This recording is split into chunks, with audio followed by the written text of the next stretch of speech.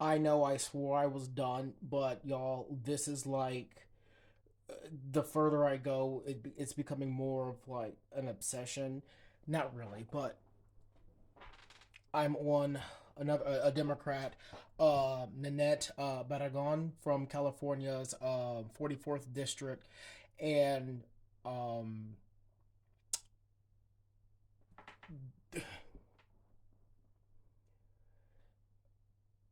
I know what I found out.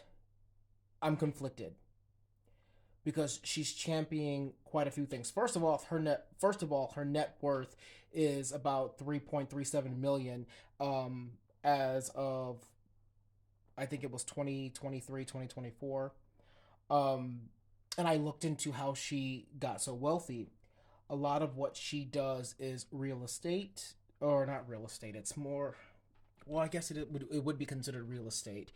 Um but she's involved with the housing market, and she also got funds from big pharma. And I looked into it because I'm noticing a lot of people from the democratic side, they are actually getting funded by big pharma.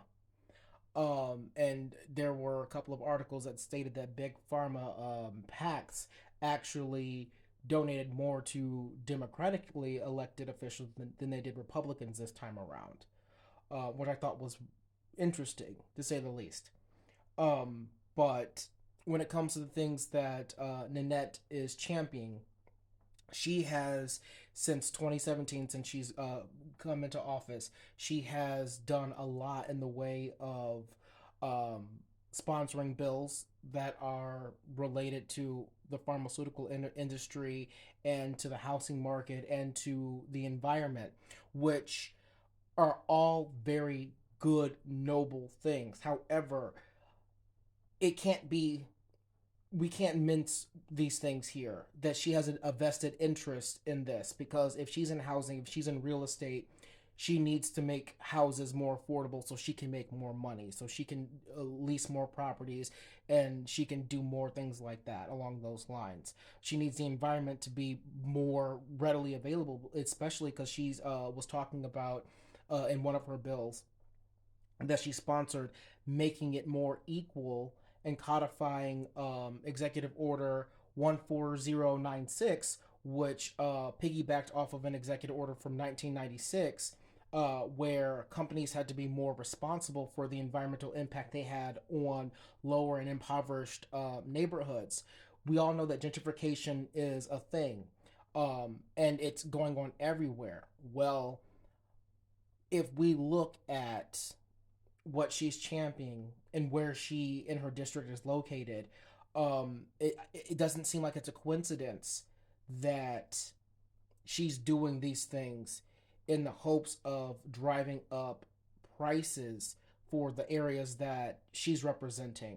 Because if they can clean up the areas that she can make money in, if they can make the air cleaner, if they can make the sidewalks better, if they can make the parks look better, that's going to drive the prices of those homes and those apartments up, because it's considered a nice neighborhood. So that's why I'm conflicted with this individual, because though she's a Democrat, it's clear she's a career Democrat, and she's very, very smart at what she's doing, because she put herself in a position where she can appear to be a very good person, but there's an underlying conflict of interest because she's also benefiting more heavily than the constituents. Because what eventually does happen when it comes to gentrification, the people that can't afford to live in these places ultimately have to find somewhere else to live. And that's why I'm conflicted. Because though it appears she's doing good for California, she's also doing a lot for herself. And I can't sit by and just ignore that. Is the good being outweighed by the bad? The potential bad, because all this is speculative on my part, but it all seems to fit. The donations from big pharma, and then she's out there with bills trying to make legislation and things like that on medications and things like that. I'm not gonna say more lax, but more cut and dry, if that makes sense. Um, and then you have everything going on with housing and the environment and things like that, trying to codify the executive orders and things like that. Um, it doesn't sit right with me. It screams of personal gain, and for that, I've got to give her a grade. Y'all might not agree with this, but I have to give her a grade as it stands right now of a C plus.